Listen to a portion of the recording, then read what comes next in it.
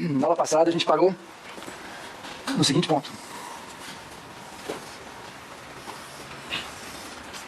A gente discutiu algumas distribuições 8.0, 7.1, 6.2.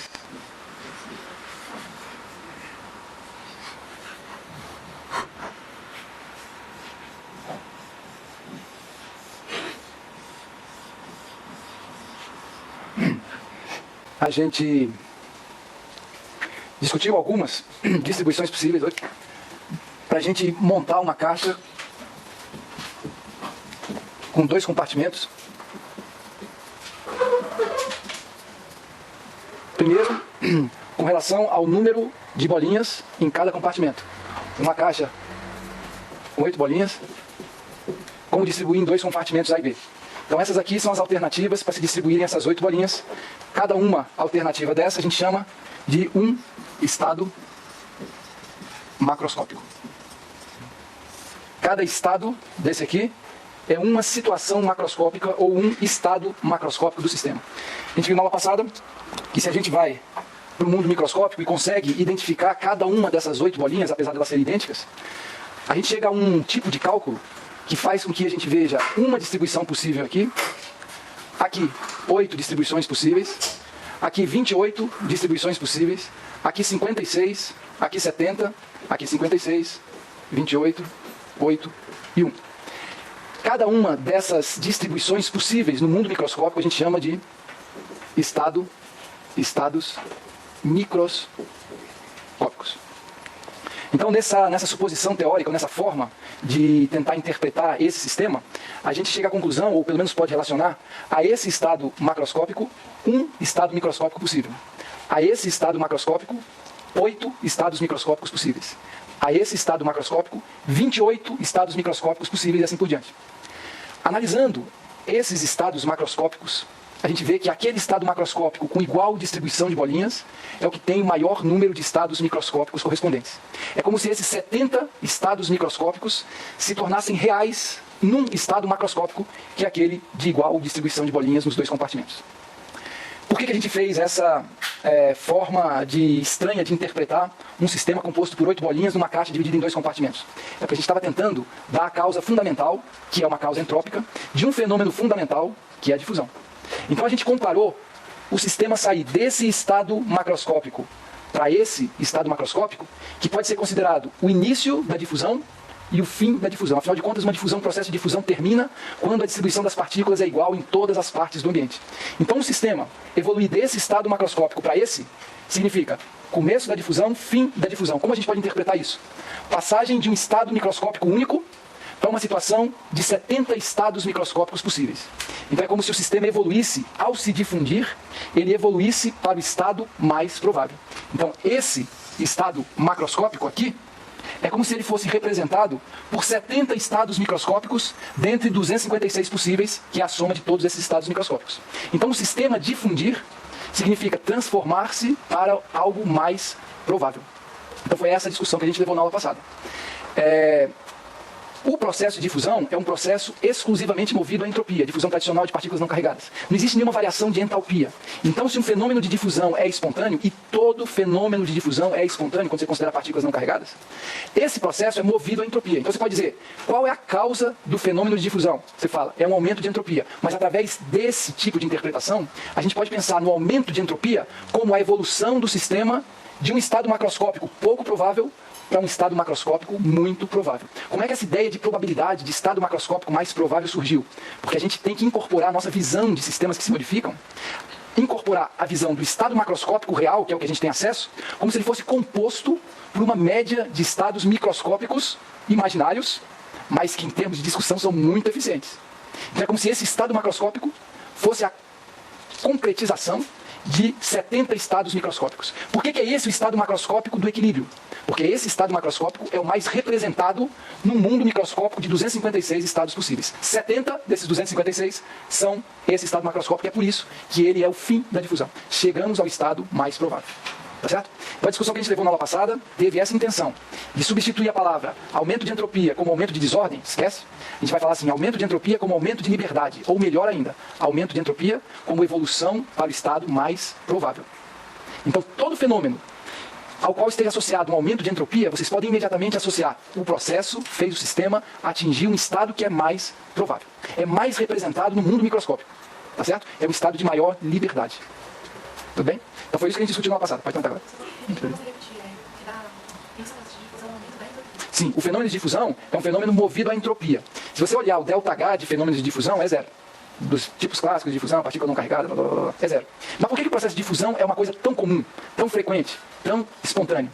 É porque ele, então, tem que ter uma contribuição entrópica. Já que o ΔH é zero, ele tem que ser espontâneo, porque o ΔS é positivo. Então, a todo processo de difusão está associado um aumento da entropia. Por isso que a gente escolhe o fenômeno de difusão para discutir essa ideia de entropia, de probabilidade, de liberdade. Mas essa ideia, gente, de aumentou a entropia do sistema por causa de uma transformação. Tanto faz a transformação. Pode ser super complicada. Pode ser o enovelamento, a desnaturação de uma proteína, pode ser a evolução de uma célula. Se o ΔS for positivo, você pode dizer, aumentou a liberdade do sistema, aumentou a probabilidade do estado macroscópico, tá certo? Então agora é o seguinte, ouviu falar de aumento de entropia, imaginem o sistema evoluindo para um estado mais provável. Um sistema ganhando em liberdade. O melhor que isso. Você pode falar em liberdade, mas porque muitas vezes tem a ver com movimento, tudo bem. Mas melhor do que liberdade é pensar em probabilidade. Aumento da probabilidade. Tá bom? Ok. Alguém copiou a fórmula que permite a gente calcular esses estados microscópicos aqui? Aquela N fatorial, alguém copiou? Vê aí quem veio na aula passada. O N total. N fatorial total. É o número de partículas do compartimento A fatorial vezes o número de partículas do compartimento B fatorial. Isso aqui, gente, te permite calcular o número de estados microscópicos que equivalem a um certo estado macroscópico. Então eu quero saber quantos estados microscópicos equivalem a 5 bolinhas no compartimento A, 3 bolinhas no compartimento B. É 8 fatorial dividido por 5 fatorial vezes 3 fatorial. Tá certo? Isso aqui é o binômio de Newton. É simplesmente uma análise combinatória isso. Então, fazer isso aqui na unha dá para você fazer, né? Mas dá trabalho. Para você conseguir chegar a esse valor de 70 fazendo na unha, bolinha por bolinha. Então a gente usa essa fórmula. Essa fórmula te permite calcular o número de estados microscópicos equivalentes a um certo estado macroscópico. Quando você pode dividir em 2 ou 3, né? Se fossem 3 compartimentos, seria NA, NB fatorial, NC fatorial. E assim você consegue descobrir o número de estados microscópicos. Tá bom? Isso aqui é real. Isso aqui é real. Eu diria que a ideia de entropia e essa ideia de interpretar a entropia é tão importante que eu considero isso aqui real. Esse estado microscópico é algo real. E os estados microscópicos como compondo um estado macroscópico. Tá certo? O exemplo que eu dei aqui, você imaginar bolinhas idênticas mais distinguíveis. Isso é impossível. Então essa ideia, mas isso é resultado do fato de a gente usar um sistema simplório. Né? Mas a ideia de estados microscópicos é real. Tá bom? Agora, o que eu gostaria de falar na aula de hoje, não era nada disso, tudo isso eu já tinha falado. Agora vamos começar. É o seguinte, a gente já fez esses cálculos algumas vezes aqui, né? N1, 1 mol de gás ideal, temperatura 298 Kelvin, pressão igual a 1 atm, volume igual a 24,4 litros. Um êmbolo, aqui a pressão de 1 atm. Aí isso aqui evolui para um outro estado, N igual a 1 mol, temperatura 298 Kelvin, pressão caiu para meio atm e o volume dobrou para 48,8 litros. É o sistema que a gente estava analisando há um tempão. Dá para calcular a quantidade de calor reversível envolvida nessa expansão e dá para calcular a variação de entropia, vocês já fizeram isso. E a variação de entropia desse processo aqui, o ΔS, é 5,76 joules por Kelvin. Tá bom? Como é que a gente chega nesse valor? Usando a definição clássica de entropia. ΔS é igual calor reversível dividido por temperatura. Tudo bem? Calor reversível dividido por temperatura. Dá 5,76 joule por Kelvin, um sistema real de expansão. Simplesmente dobrou o volume de 24,8 para 48,8 litros. Essa expansão está associada a uma variação de entropia positiva, 5,76. Então o sistema, ao evoluir daqui para cá, aumentou a sua entropia, enquanto 5,76. Isso aqui é a definição clássica de entropia. Agora presta atenção, gente. Quem fez esse tipo de pensamento de estado microscópico foi um indivíduo em 1844, chamado Ludwig Boltzmann. E ele falou o seguinte: a entropia do sistema indica o número de estados microscópicos possíveis. Quanto maior o número de estados microscópicos que um estado macroscópico tenha, a entropia desse estado macroscópico vai ser maior. O Boltzmann falou isso, ele interpretou o aumento de entropia como essa evolução do estado do sistema para um estado macroscópico mais provável. Foi isso que ele falou. E ele disse, entropia é S igual a constante, que é chamada constante de Boltzmann, vezes logaritmo neperiano, presta atenção, de W. O que é o W? Número de estados microscópicos desse estado macroscópico que você está calculando a entropia. Então Boltzmann falou, olha, se você souber o número de estados microscópicos de um certo estado macroscópico, coloca nessa fórmula. Número de estados microscópicos, eu descobri, de algum jeito descobri. Tira logaritmo neperiano, multiplica por essa constante. Você vai ter a entropia daquele estado macroscópico. Tá certo? Boltzmann falou isso. Ok. Então agora o que a gente vai fazer é um objetivo praticamente, ou à primeira vista, impossível.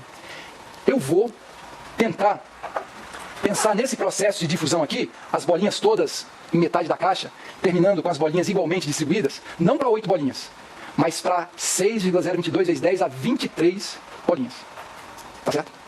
Eu vou querer usar essa fórmula do Boltzmann e para tentar calcular qual seria a variação de entropia, usando essa fórmula do Boltzmann, para uma situação onde 6,02 vezes 10 a 23 bolinhas estivessem em metade da caixa e o sistema evoluísse para bolinhas igualmente distribuídas. 3,01 vezes 10 a 23 na metade, 3,01 vezes 10 a 23 na outra metade. Certo? Vamos ver o que vai dar isso. Olha aqui, como é que eu desenharia o sistema. Inicial, N0 aqui. Evoluindo para o final, N0 sobre 2 aqui, N0 sobre 2 aqui. Tudo bem? Então seria essa a evolução do sistema. Vamos usar a fórmula do Boltzmann e vamos ver qual variação de entropia vai dar esse cálculo, se é que a gente vai chegar em algum lugar. Como é que a gente faria esse cálculo? O Boltzmann falou o seguinte, você vai ter que calcular a entropia desse estado, calcular a entropia desse estado. Se você pegar a entropia desse estado e subtrair da entropia desse, você vai ter o ΔS. Então ΔS aqui vai ser a entropia do estado final, que é essa distribuição de bolinhas, menos a entropia do estado inicial, que é as bolinhas em todas elas em metade da caixa. Tudo bem? Vamos calcular? Sabidez agora. Olha aqui, gente. E agora eu vou fazer bem devagar. Bem devagar. Primeiro eu vou calcular, isso vai parecer um pouco estranho, mas mais pra frente a gente vai discutir isso, porque isso é fruto de uma simplificação. Eu vou calcular qual será o número de estados microscópicos para o sistema todo com as bolinhas aqui desse lado da caixa.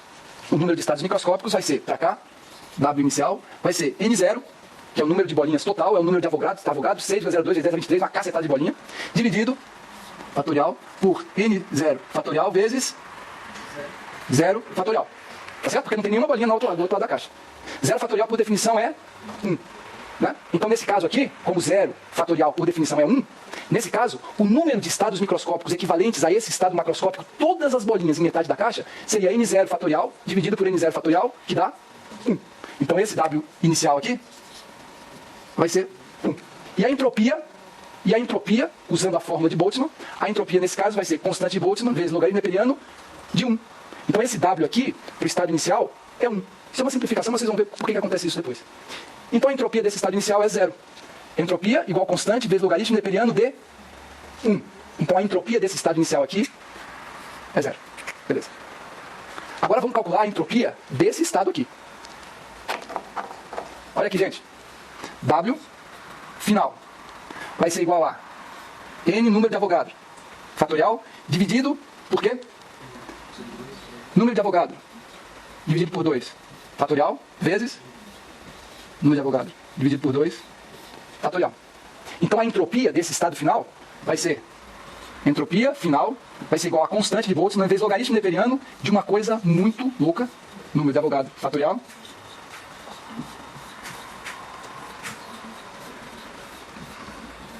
Tudo bem? Acompanharam aqui? Simplesmente eu estou usando a fórmula do Boltzmann. O número de estados microscópicos é dado por isso aqui. Para essa situação, fica assim. Para essa situação, fica assim. Bico. Nessa primeira situação é bico. Agora é o seguinte, gente. Agora vai começar a manipulação matemática. Atenção. Sem problema. Olha aqui. Agora vai começar a manipulação matemática. Eu peço 5 minutos de atenção absoluta de vocês. 5 minutos.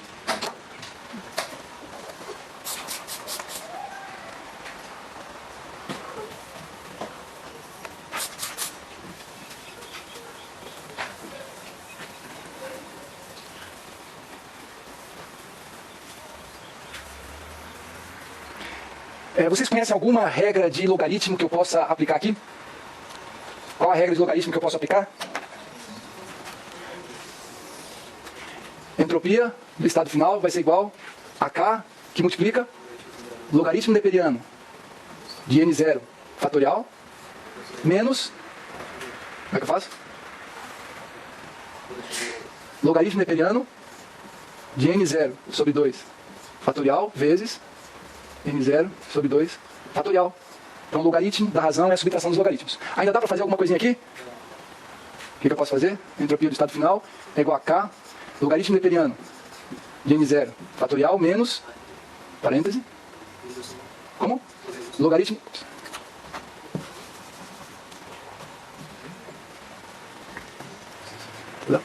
Logaritmo neperiano de n0 sobre 2 fatorial mais logaritmo neperiano de n0 sobre 2 fatorial. Posso mudar então isso? Só para botar, né? Isso aqui dá 2, isso, 2 ln de n0 sobre 2.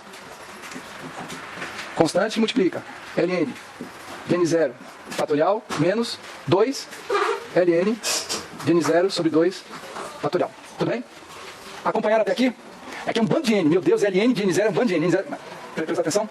Agora, gente, presta atenção numa coisa. Boltzmann começou a fazer essas contas e toda essa especulação em 1844. Em 1692, Boltzmann nasceu em 1844. Em 1692, nasceu um matemático chamado James Stirling. James Stirling, 1692 ele nasceu. Ele era matemático. E ele, como todo matemático, se envolveu com algo que aparentemente não tem nenhuma utilidade. Ele estudou justamente como a gente poderia calcular essas funções logaritmo de fatorial. E ele descobriu que a função logaritmo de x fatorial, quanto maior for o x, ele se aproxima de uma outra função, que eu vou escrever aqui. Ele descobriu que ln de x fatorial, se o x for muito grande, você pode substituir isso aqui por x vezes ln de x menos x. É uma sobreposição de funções. Se o x for muito grande, onde tiver logaritmo neperiano de x fatorial, você pode tirar isso e substituir pela função x ln de x menos x. Isso é uma coisa de matemática. O cara chegar a essa conta tem que ser matemático mesmo. E ele fez isso em 100 anos antes do Boltzmann. E era matemático. Então vamos tentar usar essa substituição aqui. Vai dar um trem grande. Vamos ver onde a gente vai chegar. Então eu vou substituir... A primeira coisa, a gente está autorizado a fazer essa substituição. X tem que ser grande. O n0 é grande? 6,02 vezes 10 a 23. Esse é o n0. É super grande. Então a gente pode fazer tranquilamente essa substituição. ln de n0 fatorial, para a gente, vai ser n0, ln de n0 menos n0. Você observa que o x aqui é o nosso n0 aqui. O x aqui, nesse caso, vai ser n0 sobre 2. Vocês conseguem ver isso, gente? É muito importante ver isso. Que o x, nesse caso, é n0 sobre 2. O x, nesse caso, é n0. Tudo bem? Então acompanhe.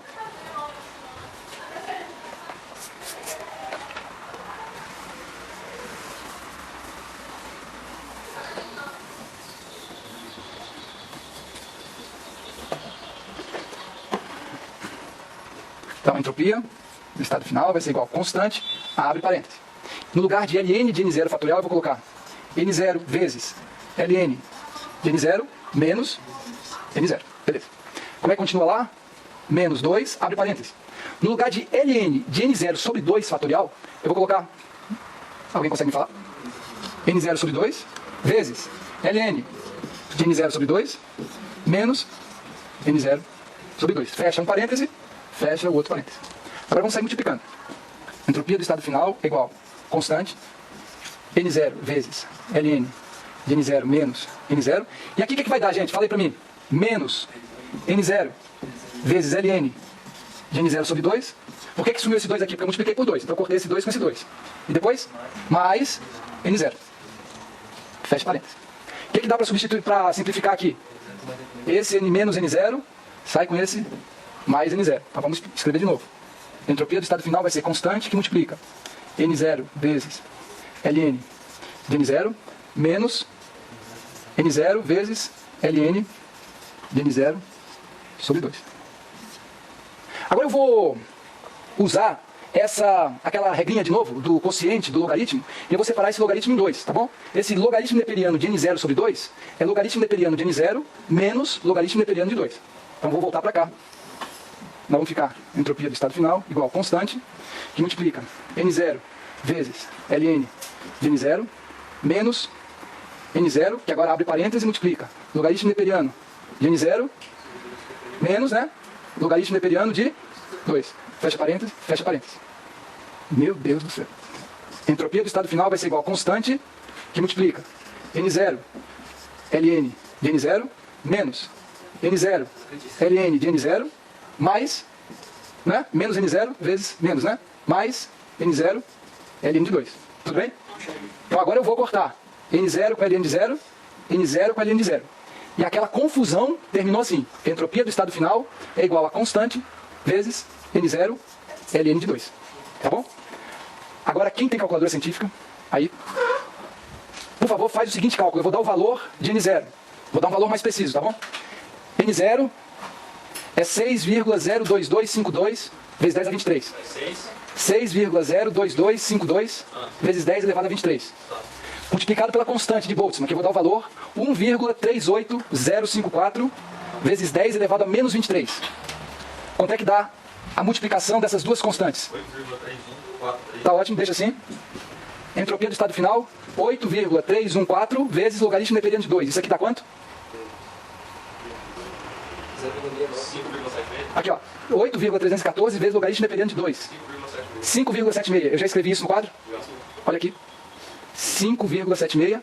Qual é o ΔS dessa transformação? Se a entropia desse estado aqui é 5,76, o ΔS vai ser 5,76 menos 0. ΔS igual a 5,76 Joule por Kelvin, que é exatamente o mesmo valor, 5,76, que a gente chega para a variação de entropia usando a definição clássica de entropia.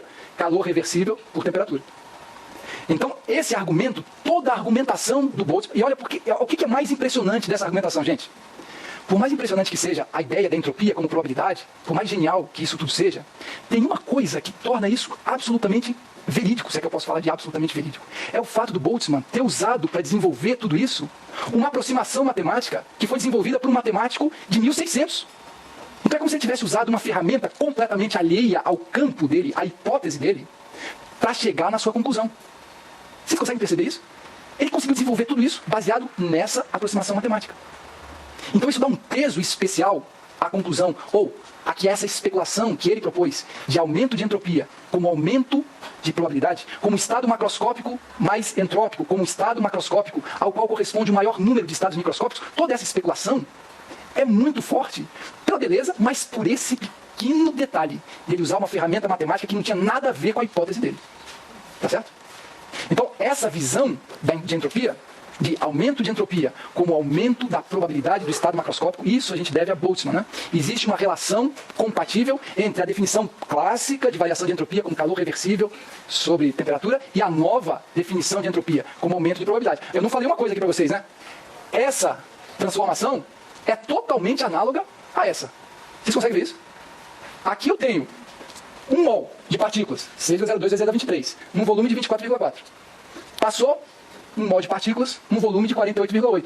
Então é como se no início as partículas estivessem todas em metade da caixa e no final as partículas estivessem todas ocupando os dois compartimentos igualmente distribuídos. Essa transformação aqui é a transformação, a visão clássica dessa transformação aqui. Aqui a gente aborda probabilisticamente. Aqui a gente aborda em termos calorimétricos. O fato dessas duas abordagens totalmente distintas chegarem no mesmo resultado é o que dá força para as duas. Então, só antes. Vocês acompanharam esse desenvolvimento matemático, que é longo, mas matematicamente falando é uma coisa simplória. É meio longo, mas se resume numa expressão final bem simples. Tudo bem? Pode falar.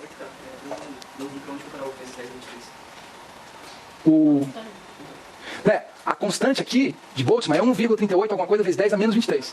Essa constante aqui.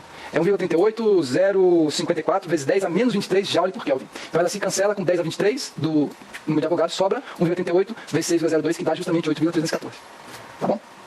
Então, pessoal, essa argumentação é que torna a visão mais moderna de entropia como aumento de probabilidade. Alguém copiou alguma das reações que eu escrevi na aula passada, que eu especifiquei o ΔH e o ΔS? Qualquer uma delas. Pode falar a da primeira, da água.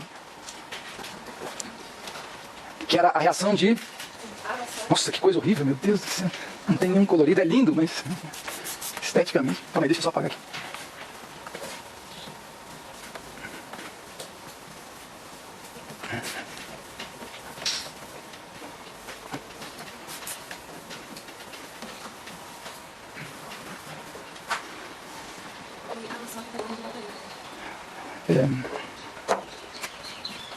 H2O sólido, dando H2O líquido.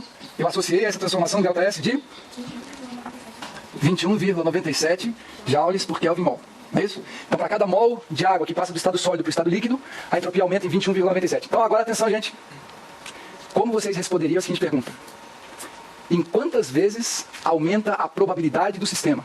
Ou a liberdade do sistema, em quantas vezes aumenta a liberdade do sistema quando um mol, ou a probabilidade, quando um mol de água no estado sólido passa para um mol de água no estado líquido? Como? Então, na verdade, eu dei aqui o valor de ΔS. Eu perguntei assim, em quantas vezes aumenta a liberdade do sistema, a probabilidade? Eu poderia dizer assim, quantas vezes mais provável é o estado líquido do que o estado sólido? Então vamos começar a usar a equação de Boltzmann aqui. O ΔS é isso. Se eu quiser usar a fórmula de Boltzmann, isso aqui é o S do gelo menos o S da água líquida. Eu vou escrever assim, tudo bem? Qual que é o S do gelo? ΔS vai ser igual a KLN do número de estados microscópicos do gelo. Ops, desculpe, ao contrário. Foi mal. Água líquida e gelo. O S da água líquida é o número de estados microscópicos da água líquida, menos KLN, número de estados microscópicos do gelo. Eu posso unir esses dois termos? Posso, usando a mesma propriedade do logaritmo. ΔS dessa transformação vai ser igual a KLN, número de estados microscópicos da água, sobre número de estados microscópicos do gelo. Quando eu pergunto para vocês assim, em quantas vezes aumenta a liberdade da água quando ela passa para o estado líquido a partir do gelo? Quantas vezes mais provável é a água líquida do que o gelo? O que eu estou perguntando é, qual é essa razão? Eu divido o número de estados microscópicos da água no estado líquido pelo número de estados microscópicos da água no estado sólido.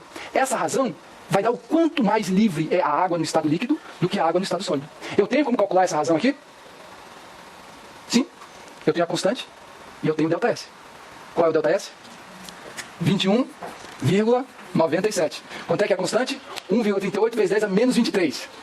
Como é que a gente evolui para isso? Então, deixa eu escrever aqui, 1,38 vezes 10 a menos 23. Como é que vocês responderiam? Qual é essa razão? Como é que vocês conseguem desmontar isso aqui para chegar na resposta?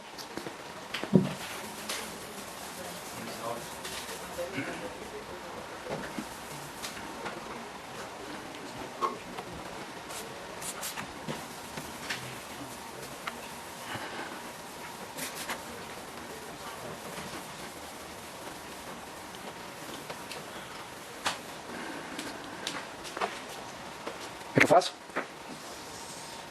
21,97 dividido, meu Deus do céu, por 1,38 vezes 10 a menos 23.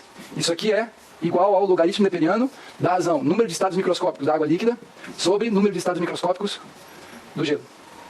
Isso não tem calculadora no mundo que resolve isso. Divide aí para mim 21,97 por 1,38, por favor.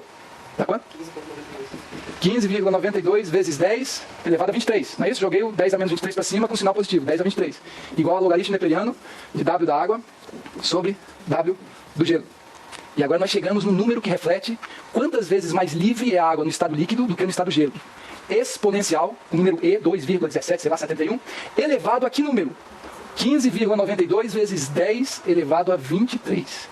Isso aqui é um número grande. Nenhuma calculadora resolve. Exponencial desse númerozinho. Isso aí reflete quantas vezes o estado líquido da água tem mais liberdade do que o estado sólido da água, o gelo. Tá certo? Com essa fórmula de Boltzmann, a gente começa a ganhar um pouco de acesso ao mundo, por incrível que pareça, né? A entropia, por mais místico, eu diria, por mais... esqueci a palavra. Tem uma melhor que místico, mas tudo bem. Por mais místico que seja essa interpretação do Boltzmann, de estados microscópicos, mundo imaginário, né? Por mais estranho que isso seja, acaba que a gente tem um conceito mais real de entropia. A ideia de liberdade, a ideia de probabilidade, que são conceitos mais palpáveis do que você definir entropia como calor reversível por temperatura.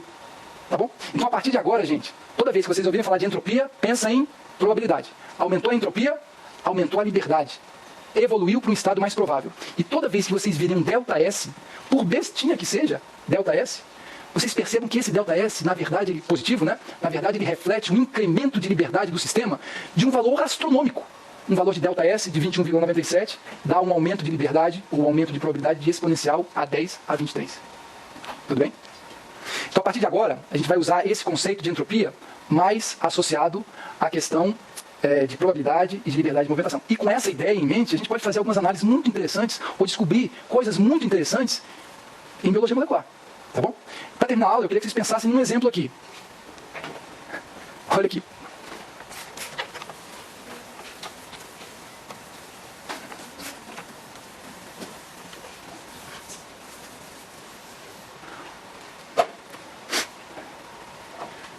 Eu vou representar aqui um fenômeno fundamental de biologia.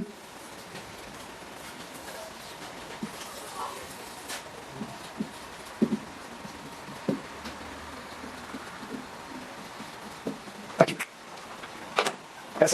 Esse esquema está tentando representar o fenômeno de enovelamento proteico. Isso aqui a gente chama enovelamento. Por que esse fenômeno é fundamental em biologia? Porque a gente assume que, acompanhando o processo de enovelamento, está o surgimento da atividade biológica. Então essa estrutura tridimensional aqui apresenta a atividade biológica. Essa aqui, a proteína, como uma simples sequência de aminoácidos esticada ou estado desnaturado, não apresenta atividade. Essa aqui a gente chama de estado enovelado ou nativo. Aqui eu tenho atividade biológica. E aqui não. Esse estado desnaturado de uma proteína como uma simples sequência de aminoácidos, a gente assume que esse estado desnaturado, ele é composto por uma infinidade de estruturas diferentes. Então, nesse estado, a proteína ela pode assumir diferentes estruturas. Nenhuma delas tem atividade. E se surgir, eventualmente, uma estrutura com atividade, ela vai ser imediatamente superada por outra. Então, esse estado desnaturado, a gente pensa na proteína completamente livre para se movimentar. Tá certo? Em oposição ao estado nativo. Quando uma proteína se anovela, ela assume uma estrutura tridimensional específica, característica. E é só por causa dessa estrutura tridimensional que ela apresenta uma certa propriedade biológica, uma certa atividade. Tá certo? Então esse fenômeno de enovelamento, presta atenção, é normal a gente associar a esse fenômeno de enovelamento uma... Não, é mais termodinâmica. É razoável a gente ver o fenômeno de enovelamento proteico como um fenômeno com ΔS negativo. Você fala, não, calma aí, ΔS negativo significa diminuição da liberdade, diminuição da probabilidade. Razoável pensar nisso, porque a proteína sai de um estado onde ela tem infinitas estruturas possíveis e assume uma estrutura única, ou um conjunto muito restrito de estruturas similares. Então a gente deve pensar num ΔS extremamente negativo aqui. Tá certo? E aí isso é contra a tendência natural. Então isso aqui deveria ter um ΔH muito negativo, para garantir a espontaneidade do processo. Todo fenômeno de enovelamento é um fenômeno espontâneo. Estou falando aqui dos casos gerais, clássicos. A proteína espontaneamente se enovela. Então o fenômeno de enovelamento tem um ΔG negativo. Se o ΔS deve ser tão negativo, a gente deve pensar nisso porque a proteína se restringe, ela perde liberdade de movimentação, o fenômeno de enovelamento tem que ter um ΔH muito negativo para ele ser espontâneo. Então, a esse fenômeno aqui, a gente deve pensar num ΔS muito negativo. E um ΔH também muito negativo, e é esse o ΔH que tornaria esse fenômeno espontâneo. Tá? Só que quando o pessoal começou a analisar o ΔS de enovelamento de várias proteínas, eles encontraram um ΔS, em alguns casos, positivo. Positivo. Então, para algumas proteínas, as proteínas saíam de estado desnaturado de alta liberdade, se enovelavam, restringiam o próprio movimento e o ΔS era positivo. É aí a importância dessa interpretação de entropia como liberdade, como probabilidade. Se a cadeia proteica perde liberdade de movimentação no processo de enovelamento e por causa disso o ΔS tem que ser negativo, mas você encontra para algumas proteínas um ΔS positivo, a gente tem que achar explicação para isso. Tem que obrigatoriamente achar explicação. E essa explicação é baseada em movimento, liberdade de movimentação. A cadeia proteica dessa proteína que tem um ΔS de enovelamento positivo, com certeza a cadeia proteica perde liberdade. Como é que você vai explicar um ΔS positivo? Se a cadeia proteica perde liberdade ao se enovelar, o ΔS tinha que ser negativo. Como é que você encontra, em algumas situações, ΔS positivo? É esse tipo de questionamento que a análise termodinâmica de alguns sistemas nos obriga a fazer. E nos obrigando a fazer, a gente aumenta o nosso grau de conhecimento sobre o sistema. Como é possível a gente explicar isso? A proteína se enovela, há proteínas que se enovelam e o ΔS do sistema aumenta. A proteína parou de ter liberdade, diminuiu a sua liberdade e o ΔS aumentou. Vocês já ouviram falar? Só uma perguntinha. Se eu pedisse para vocês fazer uma divisão bem genérica dos 20 aminoácidos em 2 grupos, vocês seriam capazes de fazer essa divisão? Bem geral, a mais geral possível. Falar assim, aminoácidos desse tipo ficam nesse grupo, aminoácidos desse outro tipo ficam nesse grupo. Dividir os 20 aminoácidos. Isso, colega, muito bem. Hidrofóbico e hidrofílico, polar e apolar. Então essa é a divisão mais geral que você pode fazer dos 20 aminoácidos. Alguns aminoácidos têm cadeia lateral polar e hidrofílica. Outros aminoácidos têm cadeia apolar ou hidrofóbica. Tá bom?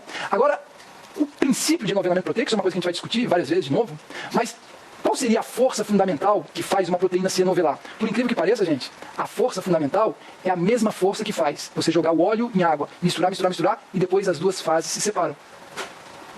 Numa proteína que espontaneamente se enovela, esse enovelamento é uma consequência da tentativa da proteína deixar dentro o maior número possível de resíduos apolares hidrofóbicos e deixar exposto ao solvente o maior número possível de resíduos hidrofílicos polares.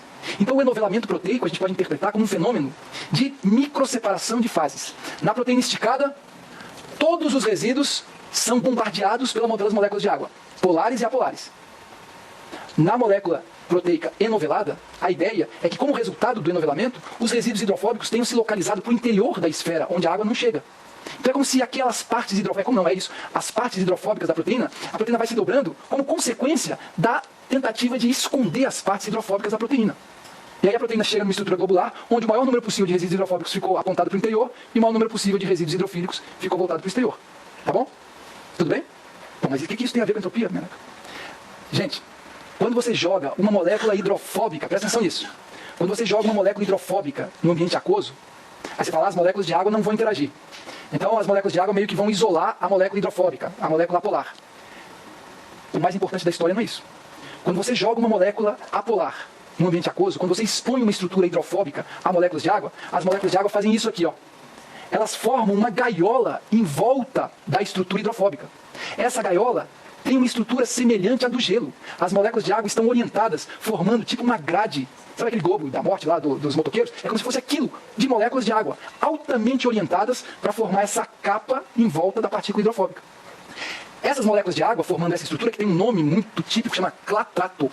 Clatrato. É essa estrutura formada por moléculas de água altamente orientadas, altamente rígidas, em volta das estruturas apolares. Toda vez que você expõe uma estrutura apolar ao ambiente aquoso, isso força as moléculas de água a se orientarem e permanecerem naquela estrutura, formando uma gaiola em volta das estruturas apolares. O nome dessas estruturas chama clatrato. Tá bom? E agora? Como é possível explicar o enovelamento proteico tendo um ΔS positivo? Enovelamento proteico significa molécula proteína totalmente exposta às moléculas de água, tanto hidrofóbicos como hidrofílicos. Em volta dos resíduos hidrofóbicos, na molécula proteica desnaturada, em volta de cada resíduo hidrofóbico eu vou encontrar clatratos, moléculas de água altamente rígidas, envolvendo cada resíduo hidrofóbico. Quando a molécula proteica se enovela, o que acontece com os clatratos? Somem, porque os resíduos hidrofóbicos ficaram, na sua maioria, para o interior da proteína, onde a água não tem acesso. Entenderam isso? Então o enovelamento proteico é um processo de destruição de clatratos. As moléculas de água que estavam fixas em volta de cada resíduo hidrofóbico, como esse resíduo hidrofóbico passou a ficar dentro da esfera de proteína, as moléculas de água agora estão livres para se movimentar. Então, pensando na água, qual é o ΔS da água quando uma proteína se enovela?